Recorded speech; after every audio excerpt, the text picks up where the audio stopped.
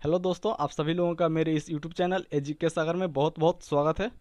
दोस्त, यदि आपने रेलवे का कोई फॉर्म भरा है जैसे एएलपी, टेक्नीशियन, एनटीपीसी या आरपीएफ, तो यह वीडियो आप ही के लिए है, क्योंकि इस वीडियो में हम एनटीपीसी के प्रीवियस ईयर के जीके जीएस के प्रश्नों को देखेंगे जो 9 मई 2022 को फर्स्ट शिफ्ट में पूछे गए थे। तो इस वीडियो को बिना स्किप किए पूरा ज़रूर देखें, और वीडियो यदि पसंद आए तो वीडियो को लाइक करें। चैनल को यदि अभी तक आपने सब्सक्राइब नहीं किया है तो सब्सक्राइब कर लें और घंटी के बेल आइकन को दबा लें। तो फ्रेंड्स, बिना देर किए चलिए वीडियो को शुरू करते हैं अपने पहले प्रश्न से। और सिर्फ जीके जीएस के प्रश्नों को ही देखेंगे, इसके अलावा सारे प्रश्नों को हम स्किप करेंगे। तो चलिए चलते हैं अपने पहले जीके के प्रश्न की ओर। जीके का पहला प्रश्न प्रश्न संख्या 7 में दिया हुआ है, तो चलिए देखते हैं। कहता है कि निम्न में से किसे उस प्रक्रिया के रूप में परिभाषित किया जा सकता है जिसमें सरकार एक या एक से अधिक कंपनियों को अधिकांश हिस्सेदारी बेचती है, जबकि सरकार के पास अभी भी इसका स्वामित्व होता है और अल्पसंख्यक हितधारक के रूप में बनी रहती है। तो इस प्रश्न का सही ऑप्शन बी होगा, स्वत्व मोचन या फिर विनिवेश। ठीक है, तो इसका सही आंसर ऑप्शन बी। ठीक, एक बार और देखिए, निम्न में से किससे उस प्रक्रिया के रूप में परिभाषित किया जा सकता है जिसमें सरकार एक या एक से अधिक कंपनियों को अधिकांश हिस्सेदारी बेचती है, जबकि सरकार के पास अभी भी इसका स्वामित्व होता है और अल्पसंख्यक हितधारक के रूप में बनी रहती है। तो ऑप्शन बी होगा, स्वत्व मोचन या विनिवेश। अगला प्रश्न देखते हैं दोस्त। अगला प्रश्न कहता है कि अनुच्छेद 239 डैश से संबंधित है। तो अनुच्छेद 239 किससे संबंधित है? तो ऑप्शन डी देखिए, राष्ट्रपति द्वारा केंद्र शासित प्रदेशों के प्रशासन से। ठीक है, अनुच्छेद 239 का संबंध है राष्ट्रपति द्वारा केंद्र शासित प्रदेशों के प्रशासन। ऑप्शन डी होगा इसका करेक्ट आंसर। फ्रेंड्स, आपसे अनुरोध है कि हर प्रश्न को ध्यान से देखिए, स्किप नहीं कीजिए और याद करने का पूरा प्रयास कीजिए। किसी भी तरह से रट्टा मार लीजिए, चूँकि बहुत सारे प्रश्न एग्जाम में दोबारा से रिपीट होते हैं, तो आपको अपने एग्जाम में ज़रूर कुछ प्रश्न देखने को मिलेंगे। तो बिना स्किप किए वीडियो को पूरा जरूर देखिए, हर प्रश्न को याद कीजिए। तो चलिए अगले प्रश्न की ओर चलते हैं। अगला प्रश्न है कि भारत के सर्वप्रथम औद्योगिक नीति संकल्प की घोषणा किस वर्ष में की गई थी? तो भारत के सर्वप्रथम औद्योगिक नीति संकल्प की घोषणा 1948 में की गई थी। ऑप्शन ए होगा इसका करेक्ट आंसर। ठीक है, भारत के सर्वप्रथम औद्योगिक नीति संकल्प की घोषणा वर्ष 1948 में की गई थी। अगला प्रश्न कहता है, चावल की भूसी के तेल के स्थिरीकरण में निम्न में से किस एंजाइम का उपयोग होता है? तो ऑप्शन सी, लाइपेज। चावल की भूसी के तेल के स्थिरीकरण में किस एंजाइम का उपयोग होता है? तो लाइपेज होगा, ऑप्शन सी। अगला प्रश्न है, निम्नलिखित में से क्या ऊर्जा का एक गैर पारंपरिक स्रोत है? तो गैर पारंपरिक स्रोत पवन हो जाएगा, ऑप्शन डी। ठीक है, गैर पारंपरिक स्रोत इसमें क्या हो जाएगा? ऑप्शन के अकॉर्डिंग पवन। ठीक है, बाकी पेट्रोल, कोयला और लकड़ी ये सब ही पारंपरिक स्रोत हैं। अगला क्वेश्चन कहता है कि निम्न में से कौन सी विद्युत आवेश की वह एसआई इकाई है जो लगभग 6 × 10⁻18 इलेक्ट्रॉनों में निहित आवेश के बराबर होती है? तो यानी विद्युत आवेश की एसआई इकाई पूछ रहा है, तो विद्युत आवेश की एसआई मात्रक यानी इकाई कूलाम होता है। ऑप्शन डी होगा इसका करेक्ट आंसर। फ्रेंड्स, इस वीडियो में जो भी प्रश्न हम स्किप कर रहे हैं वह या तो मैथ होगा या फिर रीजनिंग या इसके अलावे करंट का प्रश्न होगा। जैसे कि देखिए यहाँ पर आपको ये लग रहा होगा कि जीके का प्रश्न स्किप कर दिया गया है, बट ये करंट का प्रश्न है। ठीक है, तो करंट हम लोग नहीं देखेंगे, सिर्फ स्टैटिक पोर्शन या फिर जो इम्पोर्टेंट जीके जीएस हैं उसी को देखेंगे, करंट को स्किप करेंगे। अगला प्रश्न देखते हैं दोस्त। अगला प्रश्न है कि आईपीसीसी जलवायु परिवर्तन से संबंधित विज्ञान के आकलन के लिए संयुक्त राष्ट्र का निकास है। आईपीसीसी का पूर्ण रूप क्या है? तो इसका करेक्ट आंसर हो जाएगा आईपीसीसी। इसका करेक्ट आंसर हो जाएगा ऑप्शन ए देखिए, inter governmental panel on climate change. Option A होगा इसका करेक्ट आंसर। आईपीसीसी का full form inter governmental panel on climate change. ठीक है, अगला प्रश्न देखिए, समकालीन कर्नाटक संगीत में मेलकर्ता रागों की संख्या कितनी है? तो ऑप्शन बी होगा 72। समकालीन कर्नाटक संगीत में मेलकर्ता रागों की संख्या कितनी है? 72, ऑप्शन बी। अगला प्रश्न है कि भारत की 2011 की जनगणना के अनुसार भारत में 10 लाख से अधिक जनसंख्या वाले शहर कितने थे? तो 10 लाख से अधिक जनसंख्या वाले शहर थे 53। ऑप्शन बी होगा इसका करेक्ट आंसर। 2011 की जनगणना के अनुसार 10 लाख से अधिक जनसंख्या वाले शहर भारत में कितने थे? तो 53, ऑप्शन बी। भारत में बोडो भाषा मुख्यतः किस राज्य में बोली जाती है? तो बोडो भाषा बोली जाती है असम में। बोडो की बात करें तो बोडो जो है 92वां संविधान संशोधन के तहत 2003 में जुड़ा है 8वीं अनुसूची में। ठीक है, कौन सा संविधान संशोधन? तो 92वां संविधान संशोधन के तहत। ठीक है, कब? 2003 में, याद रखिएगा। और बोडो कहाँ की भाषा है? असम की। अगला प्रश्न देखते हैं।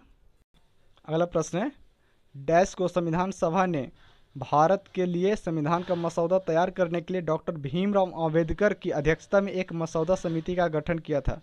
तो मसौदा समिति का गठन कब किया था? तो ऑप्शन सी हो जाएगा 29 अगस्त 1947 को। तो 29 अगस्त 1947 को संविधान सभा ने भारत के लिए संविधान का मसौदा तैयार करने के लिए डॉक्टर भीमराव अंबेडकर की अध्यक्षता में एक मसौदा समिति का गठन किया था। ऑप्शन सी होगा इसका correct answer. Next question, Padma Shri Minati Mishra Bharat की एक शास्त्रीय नर्तकी और अभिनेत्री थीं। उन्हें निम्नलिखित में से किस भारतीय शास्त्रीय नृत्य स्वरूप में निपुणता के लिए ख्याति प्राप्त है? तो यानी जो पद्मश्री मीनाती मिश्रा हैं, इनका संबंध है ओडिसी से। ऑप्शन ए हो जाएगा इसका करेक्ट आंसर। ओडिसी ओडिशा का लोक नृत्य है। ओडिसी ओडिशा का शास्त्रीय नृत्य है।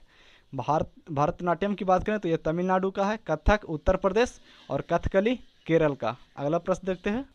अगला प्रश्न है, अल्लाह रखा के नाम से लोकप्रिय अल्लाह रखा कुरैशी एक भारतीय वादक हैं, तो तबला वादक हैं। ठीक है, अल्लाह रखा खां एक तबला वादक हैं। जाकिर हुसैन वो भी तबला वादक हैं। अगला प्रश्न, पुडुचेरी के बिल्लियानूर मंदिर में किया जाने वाला पुडुचेरी का कौन सा अनुष्ठानिक लोक नृत्य हिंदू महाकाव्य रामायण से संबंधित है? तो गराडी का संबंध रामायण से है, जो कि पुडुचेरी में किया जाता है। गराडी ऑप्शन ए होगा। एक बार और देखिए, पुडुचेरी के बिल्लियानूर मंदिर में किया जाने वाला पुडुचेरी का कौन सा अनुष्ठानिक लोक नृत्य हिंदू महाकाव्य रामायण से संबंधित है? तो गराडी ऑप्शन ए। अगला प्रश्न है, निम्नलिखित में से किस जीव में 4 कक्षीय हृदय होता है? तो 4 कक्षीय हृदय होता है मोर में, यानी पक्षी में 4 कक्षीय हृदय पाए जाते हैं। मेढक में 3 कक्षीय, जबकि मछली में 2 कक्षीय। ठीक है, अगला प्रश्न है, मौलिक कर्तव्यों को भारतीय संविधान में किस वर्ष में शामिल किया गया था? तो 1976 में 42वां संविधान संशोधन के तहत। ठीक है, याद रखिएगा, 42वां संविधान संशोधन के तहत 1976 में मौलिक कर्तव्यों को भारतीय संविधान में जोड़ा गया था। ऑप्शन सी होगा इसका करेक्ट आंसर। उपभोक्ता का इष्टतम बंडल बजट रेखा और डैश के बीच स्पर्श ज्यात्व बिंदु पर स्थित होता है। तो इसका करेक्ट आंसर हो जाएगा ऑप्शन डी, अंधिमान वक्र। यानी उपभोक्ता का इष्टतम बंडल बजट रेखा और अंधिमान वक्र के बीच स्पर्श ज्यात्व बिंदु पर स्थित होता है। तो इसका करेक्ट आंसर हो जाएगा ऑप्शन डी। केंद्रीय प्रदूषण नियंत्रण बोर्ड की स्थापना सरकार द्वारा किस वर्ष में की गई थी? केंद्रीय प्रदूषण नियंत्रण बोर्ड, तो इसकी स्थापना 1974 में। ठीक है, केंद्रीय प्रदूषण नियंत्रण बोर्ड की स्थापना 1974 में, याद रखिएगा। अगला प्रश्न है, निम्न में से कौन सा इंटरनेट प्रोटोकॉल हमें वर्ल्ड वाइड वेब पर डेटा एक्सेस करने की अनुमति देता है? तो वो है HTTP यानी HTTP, ऑप्शन ए। ठीक है, कौन सा प्रोटोकॉल इंटरनेट, अच्छा कौन सा इंटरनेट प्रोटोकॉल हमें वर्ल्ड वाइड वेब पर यानी www पर डेटा एक्सेस करने की अनुमति देता है? तो HTTP, ऑप्शन ए होगा इसका करेक्ट आंसर। अगला प्रश्न है कि डैश ने चित्तौड़गढ़ में महमूद खिलजी को पराजित किया और विजय स्तंभ स्थापित किया? तो विजय स्तंभ की स्थापना किया था राणा कुंभा ने, ऑप्शन बी होगा। ठीक है, और इसी राणा कुंभा ने महमूद खिलजी को पराजित किया था चित्तौड़गढ़ में, याद रखिएगा। तो राणा कुंभा ने चित्तौड़गढ़ में महमूद खिलजी को पराजित किया और विजय स्तंभ स्थापित किया। तो ऑप्शन बी होगा इसका करेक्ट आंसर। अगला प्रश्न है, निम्न में से किस वर्ण का उपयोग MS एक्सेल में निरपेक्ष एड्रेस बनाने के लिए किया जाता है? तो डॉलर, ऑप्शन बी होगा करेक्ट आंसर। किस वर्ण का उपयोग MS एक्सेल में निरपेक्ष एड्रेस बनाने के लिए किया जाता है? तो डॉलर, ऑप्शन बी। देखिए ये मैथ का प्रश्न है, इसे स्किप हम करते हैं। सिक्किम में लहवाब दुचेन नामक पर्व डैश के स्वर्ग से पृथ्वी पर अवतरण के उपलक्ष्य में मनाया जाता है। तो भगवान बुद्ध के अवतरण के उपलक्ष्य में। ठीक है, सिक्किम में जो लहबाब दुचेन नामक पर्व मनाया जाता है, पहले तो याद रखिए कि लहबाब दुचेन नामक पर्व किस राज्य में मनाया जाता है, तो सिक्किम में। और किस लिए मनाया जाता है, तो भगवान बुद्ध जो हैं ये स्वर्ग से पृथ्वी पर अवतरण हुए थे, इसी के उपलक्ष्य में मनाया जाता है। तो हो गया सिक्किम में लहबाब दुचेन नामक पर्व भगवान बुद्ध के स्वर्ग से पृथ्वी पर अवतरण के उपलक्ष्य में मनाया जाता है, याद रखिएगा। अगला प्रश्न, डैश एक वरिष्ठ यानी प्रवर न्यायालय द्वारा एक अधीनस्थ न्यायालय या न्यायाधिकरण या लोक प्राधिकरण को दिया गया हुक्म या आदेश है कि यदि वह अपने कर्तव्य का निर्वहन नहीं कर रहा है तो करें। तो कौन सा हो जाएगा, परमादेश, जिसे हम मैंडमस कहते हैं। ठीक है, तो परमादेश एक वरिष्ठ यानी प्रवर न्यायालय द्वारा एक अधीनस्थ न्यायालय या न्यायाधिकरण या लोक प्राधिकरण को दिया गया हुक्म या आदेश है कि वह अपने कर्तव्य का निर्वहन नहीं कर रहा है तो करें। ठीक है, अगर हम अनुच्छेद 32 की बात करें तो अनुच्छेद 32 में रिट की चर्चा है। ठीक है, तो अनुच्छेद 32 के तहत सुप्रीम कोर्ट 5 प्रकार के रिट जारी करती है और हाई कोर्ट 226 के तहत हाई कोर्ट भी 5 प्रकार के रिट जारी करती है। ठीक है, तो अगला प्रश्न देखते हैं दोस्त। अगला प्रश्न है, केंद्रीय मंत्रिमंडल की नियुक्ति कौन करता है? तो केंद्रीय मंत्रिमंडल की नियुक्ति राष्ट्रपति करते हैं, लेकिन प्रधानमंत्री के सलाह पर। तो ऑप्शन ए हो जाएगा, प्रधानमंत्री की सलाह पर भारत के राष्ट्रपति। ऑप्शन ए, केंद्रीय मंत्रिमंडल की नियुक्ति प्रधानमंत्री की सलाह पर भारत के राष्ट्रपति करते हैं। ठीक है, संसद की बात करें तो इसकी चर्चा अनुच्छेद 79 में। ठीक है, 80 में राज्यसभा और 81 में लोकसभा। अगला प्रश्न देखते हैं दोस्त। अगला प्रश्न है, सीमांत उपभोग प्रवृत्ति यानी एमपीसी डैश से संबंधित होती है। तो किससे संबंधित होती है? ऑप्शन डी होगा, आय में परिवर्तन के साथ उपभोग परिवर्तन की दर से संबंधित। यानी सीमांत उपभोग प्रवृत्ति का संबंध है आय में परिवर्तन के साथ उपभोग परिवर्तन की दर। ऑप्शन डी होगा इसका करेक्ट आंसर। अगला प्रश्न है, 12 मार्च डैश को भारत सरकार द्वारा साहित्य अकादमी का औपचारिक उद्घाटन किया गया। तो 12 मार्च 1954 को, ठीक ना, सरकार द्वारा साहित्य अकादमी का औपचारिक उद्घाटन किया गया था, जबकि दिया जाने लगा 1955 से। साहित्य अकादमी देने की शुरुआत हुई कब? तो 1955। लेकिन उद्घाटन की बात करें तो 12 मार्च 1954 को भारत सरकार द्वारा इसका उद्घाटन कर दिया गया था। अगला प्रश्न देखिए दोस्त। अगला प्रश्न है, आधुनिक आवर्त सारणी के अनुसार निम्न में से किस तत्व का परमाणु क्रमांक 30 है? तो किस तत्व का परमाणु क्रमांक 30 है? तो जिंक का। ऑप्शन सी होगा इसका करेक्ट आंसर। जिंक का परमाणु क्रमांक 30 है। जिंक का संकेत Zn होता है। Fe का मतलब लोहा हुआ, और लोहा की अगर हम परमाणु क्रमांक की बात करें तो 26 होता है। लोहा का परमाणु क्रमांक 26। अगला देखिए यहाँ पर Ni निकेल है, निकेल का परमाणु क्रमांक, और Ni से निकेल हो जाएगा जिसका परमाणु क्रमांक 28 होता है। ठीक है, निकेल का परमाणु क्रमांक 28। कोबाल्ट इसका परमाणु क्रमांक 27। ठीक है, और जिंक का 30 हो गया। तो लोहा 26, कोबाल्ट 27, निकेल 28 और जिंक 30। याद रखिएगा सबको। महिलाओं की एक पत्रिका वाम बोधनी पत्रिका के संपादक कौन थे? तो इसका करेक्ट आंसर हो जाएगा उमेश चंद्र दत्ता। Option D. महिलाओं की एक जो पत्रिका है वाम बोधनी पत्रिका, उसके संपादक थे उमेश चंद्र दत्ता। अगला प्रश्न है, वैष्णव संप्रदाय में देव के कितने अवतार या अवतरणों को माना गया है? तो 10। वैष्णव संप्रदाय में देव के 10 अवतार को माना गया है। तो ऑप्शन बी होगा इसका करेक्ट आंसर। अगला प्रश्न, कालिदास की निम्नलिखित में से किस कृति में भगवान शिव और देवी पार्वती के पुत्र कार्तिकेय के जन्म के प्रसंग को आधार बनाया गया है? तो ऑप्शन बी होगा कुमार संभव। कुमार संभव में जो है भगवान शिव और देवी पार्वती के पुत्र कार्तिकेय के जन्म के प्रसंग को आधार बनाया गया है। ठीक ना, तो याद रखिएगा यह किनकी कृति है? कुमार संभव, तो कालिदास की।